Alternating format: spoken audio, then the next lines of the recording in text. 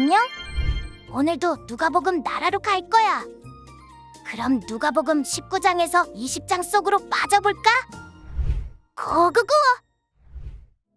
누가복음 19장? 예수께서 여리고에 들어가 거리를 지나가고 계셨는데 여리고에는 삭개오라는 사람이 있었습니다. 그는 세리장이고 부자였습니다. 삭개오는 예수께서 어떤 분인지 보려고 했으나 많은 사람들 때문에 볼 수가 없었습니다. 그는 키가 작았기 때문입니다. 그는 예수를 잘 보기 위해 먼저 달려가 뽕나무 위로 올라갔습니다. 예수께서 그 길로 지나가실 것이기 때문이었습니다. 예수께서 그곳에 이르셨을 때 위를 올려다보며 삭개오에게 말씀하셨습니다. 삭개오야, 어서 내려오너라. 내가 오늘 내 집에서 묵어야겠다. 삭개오는 얼른 내려와 기뻐하면서 예수를 맞이했습니다. 그런데 사람들은 이 광경을 보고 모두 수군거렸습니다. 그가 죄인의 집에 묵으려고 들어갔다. 삭개오는 서서 주께 말했습니다. 주여 보십시오. 제 소유물의 반을 떼어 가난한 사람들에게 주겠습니다. 누군가를 속여 얻은 것이 있다면 4배로 갚겠습니다. 예수께서 삭개오에게 말씀하셨습니다. 오늘 구원이 이 집에 이르렀다. 이 사람도 아브라함의 자손이다. 인자는 잃어버린 사람을 찾아 구원하러 왔다. 그들이 이 말씀을 듣고 있을 때 예수께서 연이어 비유를 들려주셨습니다. 예수께서 예루살렘에 가까이 이르셨고 또 사람들이 하나님 나라가 당장이라도 나타날 것이라고 생각했기 때문입니다. 예수께서 말씀하셨습니다. 어떤 귀족이 왕위를 받아오려고 먼 나라로 떠나게 됐다. 그래서 10명의 종을 불러 신문하를 주면서 말했다. 내가 돌아올 때까지 이 돈으로 장사를 하라. 그런데 백성들은 그를 미워하기에 사절을 뒤따라 보내며 우리는 이 사람이 왕이 되는 것을 원하지 않습니다라고 전하게 했다. 그러나 그 귀족은 왕이 돼 집으로 돌아왔다. 그는 자기가 돈을 준 종들을 불러 그들이 얼마나 장사를 했는지 알아보았다. 첫 번째 종이 와서 말했다. 주인님, 주인님이 주신 일문화로 10문화를 벌었습니다. 그 주인이 대답했다. 잘했다. 내 착한 종아. 내가 작은 일에 충성했으니 10개의 마을을 다스리는 권세를 주겠다. 두 번째 종이 와서 말했다. 주인님, 주인님이 주신 일문화로 5문화를 벌었습니다. 그 주인이 대답했다. 내게는 5개의 마을을 다스리는 권세를 주겠다. 그러자 다른 종이 와서 말했다. 주인님, 주인님이 주신 일문화가 여기 있습니다. 제가 이것을 천에 싸서 잘 보관해 두었습니다. 주인님은 엄하신 분이라서 맡기지 않은 것을 찾아가시고 심지 않은 것을 거두어 가시기에 제가 두려웠습니다. 그 주인이 대답했다. 이 악한 종아, 내 입에서 나온 말로 내가 너를 판단하겠다. 내가 엄한 사람이어서 맡기지 않은 것을 찾아가고 심지 않은 것을 거두어 가는 줄 알고 있었느냐? 그러면 왜 내 돈을 은행에 저축하지 않았느냐? 그랬더라면 내가 돌아왔을 때 이자까지 함께 찾을 수 있지 않았겠느냐? 그러고 나서 옆에 서 있는 사람들에게 말했다. 이 일문화를 빼앗아 10문화 가진 종에게 주어라. 그들이 말했다. 하지만 주인님, 그는 벌써 10문화나 갖고 있습니다. 그가 대답했다. 내가 너희에게 말한다. 가진 사람마다 더 많이 받을 것이고 아무것도 가지지 않은 사람은 그 있는 것마저 빼앗길 것이다. 그리고 내가 자기들의 왕이 되는 것을 원치 않은 이 원수들을 이리로 끌어다가 내 앞에서 죽여라. 예수께서 이 말씀을 마치고 예루살렘을 향해 앞장서서 올라가셨습니다. 예수께서 올리브산 근처 벳바게와 베다니에 가까이 이르셨을 때 두 제자를 보내시며 말씀하셨습니다. 반대쪽 마을로 가거라. 그 마을에 들어서면 아직 아무도 탄 적이 없는 새끼 나귀 한 마리가 매여 있을 것이다. 그것을 풀어서 끌고 오라. 누가 왜 풀어가느냐고 물으면 주께서 필요로 하신다고 하라. 보냄받은 사람들이 먼저 마을로 들어가 보니 과연 예수께서 말씀하신 대로 나귀가 있었습니다. 그들이 나귀를 풀고 있는데 나귀 주인들이 그들에게 물었습니다. 무슨 일로 새끼 나귀를 푸는 거요? 그들이 대답했습니다. 주께서 필요로 하십니다.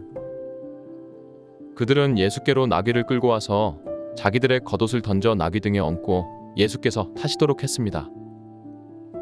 사람들은 예수께서 가시는 길 위에 자기들의 겉옷을 깔아드렸습니다. 예수께서 올리브산의 내리막길에 가까이 이르시자 온 무리의 제자들이 기뻐하며 자기들이 본 모든 기적에 대해 큰 소리로 하나님을 찬양하기 시작했습니다. 복되도다. 주의 이름으로 오시는 왕이여. 하늘에는 평화, 지극히 높은 곳에서는 영광. 무리 중에 있던 몇몇 바리새파 사람들이 예수께 말했습니다. 선생님, 제자들을 꾸짖으십시오. 예수께서 대답하셨습니다. 내가 너희에게 말한다. 그들이 가만히 있으면 저 돌들이라도 외칠 것이다. 예루살렘에 가까이 이르신 예수께서 그 마을을 보고 눈물을 흘리시며 말씀하셨습니다. 오늘 내가 평화에 이르게 하는 일들을 알았더라면 좋았을 텐데. 그러나 내 눈에는 이것이 지금 가려져 있구나. 내 원수들이 내 주위에 토성을 쌓고 너를 애워싸고 사방에서 너를 포위하는 날이 올 것이다. 그들은 너를 짓밟고 너와 함께한 내 자식들도 짓밟을 것이다. 돌 위에 다른 돌 하나라도 남겨두지 않을 것이다. 이것은 하나님께서 너를 찾아오신 때를 내가 깨닫지 못했기 때문이다. 예수께서 성전에 들어가셔서 장사하는 사람들을 내쫓기 시작하셨습니다. 예수께서 그들에게 말씀하셨습니다. 성경에 내 집은 기도하는 집이 될 것이다 라고 기록돼 있다. 그런데 너희가 이곳을 강도들의 소굴로 만들었구나. 예수께서는 날마다 성전에서 가르치셨습니다.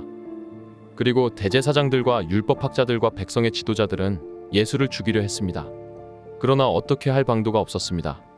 모든 백성들이 예수의 말씀을 열심히 듣고 있었기 때문입니다. 누가복음 20장. 예수께서 성전에서 사람들을 가르치며 복음을 전하고 계실 때 대제사장들과 율법학자들이 장로들과 함께 예수께 다가와 말했습니다. 당신이 무슨 권세로 이런 일을 하는 것인지 말해보시오. 누가 이런 권세를 주었어? 예수께서 대답하셨습니다. 나도 한 가지 물어보겠으니 내게 말하라. 요한의 세례가 하늘로부터 왔느냐? 아니면 사람으로부터 왔느냐? 그들은 서로 의논하며 말했습니다. 만약 우리가 하늘로부터 왔다고 하면 예수가 그러면 왜 그를 믿지 않았느냐고 할 것이고, 사람으로부터 왔다고 하면 요한을 예언자라고 믿는 모든 백성들이 우리에게 돌을 던질 것이다. 그래서 그들은 대답했습니다. 어디로부터 왔는지 우리는 모르겠어. 예수께서 대답하셨습니다. 그렇다면 나도 무슨 권세로 이런 일을 하는지 너희에게 말하지 않겠다. 예수께서는 사람들에게 이런 비유를 들려주셨습니다. 어떤 사람이 포도원을 만들어 농부들에게 세를 주고 오랫동안 떠나 있었다. 포도를 수확할 때가 되자 그는 종을 농부들에게 보내 열매 소출의 얼마를 받아오라고 했다. 그러나 농부들은 그를 때리고 빈손으로 보내버렸다. 주인은 다른 종을 보냈다. 그러나 그들은 그 종도 때리고 모욕하고 빈손으로 돌려보냈다. 주인은 세 번째 종을 보냈지만 농부들은 그 종마저 상처를 입혀 쫓아보냈다. 그러자 포도원 주인이 말했다. 이제 어떻게 할까? 사랑하는 내 아들을 보내야겠다. 아마도 내 아들은 존중하겠지. 그러나 농부들은 그를 보자 서로 의논하며 말했다. 이 사람은 상속자니 그를 죽이자. 그러면 그 유산이 우리 것이 될 것이다. 이렇게 해서 그들은 아들을 포도원 밖으로 끌어내 죽였다. 그렇다면 이 포도원 주인은 그들에게 어떻게 하겠느냐? 주인이 와서 그 농부들을 죽이고 포도원을 다른 농부들에게 줄 것이다. 사람들은 이 이야기를 듣고 말했습니다.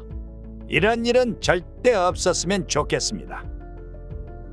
예수께서는 그들을 똑바로 쳐다보고 말씀하셨습니다.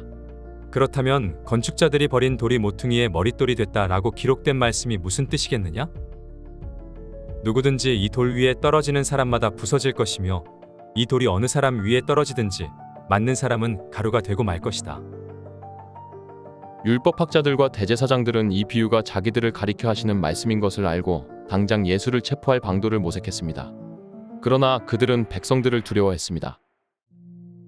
기회를 엿보던 그들은 첩자들을 보내어 의로운 사람들인 채 행동하도록 했습니다. 그리고 예수의 말씀에 트집을 잡아 결국 권력 있는 총독에게 넘겨주려는 속셈이었습니다. 첩자들이 예수께 물었습니다. 선생님, 선생님의 말씀과 가르침이 옳은 줄 저희가 압니다. 또 사람을 겉모습으로 판단하지 않고 언제나 진리에 따라 하나님의 길을 가르치시는 것도 압니다. 저희가 가이사에게 세금을 내는 것이 옳습니까? 옳지 않습니까? 예수께서 그들의 겉과 속이 다름을 꿰뚫어보고 말씀하셨습니다. 데나리온을 나에게 보여다오. 동전에 있는 얼굴과 새겨진 글자가 누구의 것이냐? 그들은 가이사의 것입니다. 라고 대답했습니다. 예수께서 그들에게 말씀하셨습니다.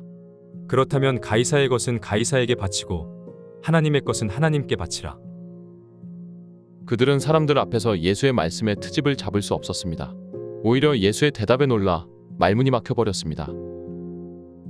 부활이란 없다고 말하는 어떤 사두개파 사람들이 찾아와 예수께 질문했습니다. 그들이 말했습니다. 선생님, 모세의 기록에 따르면 형이 자식 없이 아내를 두고 죽으면 그 동생이 과부가 된 형수와 결혼해 형 대신 자식을 낳아야 한다라고 했습니다. 그런데 7 형제가 있었습니다. 첫째가 아내를 얻어서 살다가 자식 없이 죽었습니다. 그리고 둘째가 형수를 아내로 얻어 살다가 역시 자식 없이 죽었습니다. 그 다음에 셋째가 그 형수와 결혼했고 이런 식으로 해서 7째까지 다 자식 없이 죽었습니다. 그리고 마침내 그 여인도 죽었습니다. 그렇다면 7 형제가 모두 이 여인과 결혼했으니 부활 때 이 여인은 누구의 아내가 되는 것입니까? 예수께서 대답하셨습니다. 이 세상 사람들은 시집가고 장가간다. 그러나 저 세상과 죽은 사람 가운데 부활에 합당하다고 여겨지는 사람들은 시집도 가지 않고 장가도 가지 않을 것이다. 그들은 천사들과 같아 다시는 죽는 일도 없다. 그들은 부활의 자녀이므로 하나님의 자녀인 것이다. 모세도 가시떨기나무를 언급하는 곳에서 죽은 사람들이 살아나는 것을 보여주었다. 그는 주를 아브라함의 하나님, 이삭의 하나님, 야곱의 하나님이라고 부르고 있다. 하나님께서는 죽은 사람들의 하나님이 아니라 살아있는 사람들의 하나님이시기 때문이다. 모든 사람이 하나님께는 살아있다. 몇몇 율법학자들이 말했습니다. 선생님, 옳은 말씀입니다. 그들은 감히 예수께 더 이상 질문할 엄두를 내지 못했습니다. 예수께서 그들에게 말씀하셨습니다. 사람들이 왜 그리스도를 다윗의 자손이라 말하느냐? 다윗이 시편을 통해 직접 말했다. 주님께서 내 주께 말씀하셨다. 내가 내 원수들을 내 발 아래 굴복시킬 때까지 너는 내 오른편에 앉아 있어라. 다윗이 그리스도를 주라 부르는데 어떻게 그리스도가 다윗의 자손이 되겠느냐? 모든 사람이 듣고 있을 때 예수께서 제자들에게 말씀하셨습니다. 율법학자들을 주의하라. 그들은 긴 옷을 입고 다니기를 좋아한다. 또 시장에서 인사받는 것과 회당과 잔치의 윗자리 차지하기를 좋아한다. 그들은 과부의 가산을 통째로 삼키고 남에게 보이려고 길게 기도한다. 이들이 더 엄한 심판을 받을 것이다. 수고했어, 친구들. 다음은 어떤 말씀이 우리를 기다릴까? 그럼 다음에 또 만나자. 안녕.